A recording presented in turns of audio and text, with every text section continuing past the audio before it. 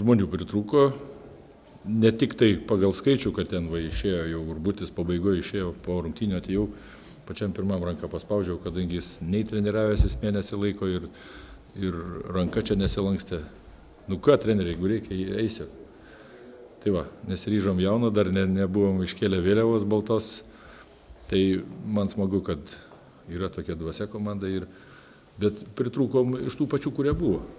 Nu, nepatenkintas, pavyzdžiui, kaip Laurinas niekada nekritikuoja žaidėjų, bet kaip jisai iškrito, sakysim, iš komandos. Ir taip neturi Malievo, ir jisai iškrito. Tiek klaidų padaryti tokių žaidybinių, neteisingi sprendimai labai nepatiko.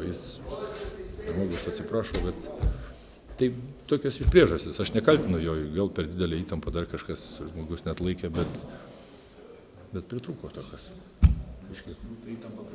Tam nelabai ką lemia tos rungtynės. Kodėl nelemia? Lemia. Teoriškai, tai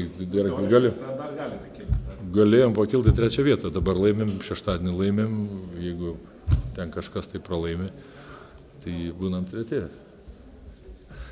Čia šis čempionatas tokį parodo, kad bet kuri komanda pavojinga ir labai džiugu, kad galų gale sulaukėm visą laiką, aš stebėdavos, kaip žaidžia Ispanijoje. Tai pas mus irgi dar taip nebūdavo, kad paskutinę ten gali įveikti 1. Tai taip ir čia dabar, ten 4., 5. ar 3., 6. nelabai ką persvarą parodo. Tai parodys, kaip per pliofus žais. Šiandien porą kartų ploja su Roku Giedraičiu. Nėra dar kad varžovai ploja.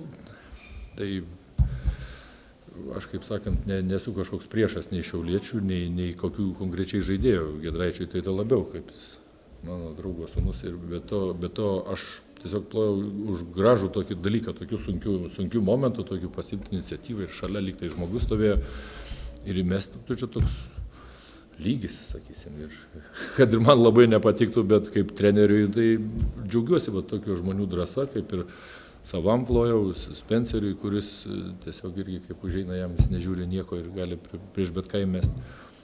Tai tas mane žavi. Bet pavyzdžiui, tokios atrodo jūsų komandos logiškesnės buvo, tai 4. Čia tegu sprendžia šie žmonės.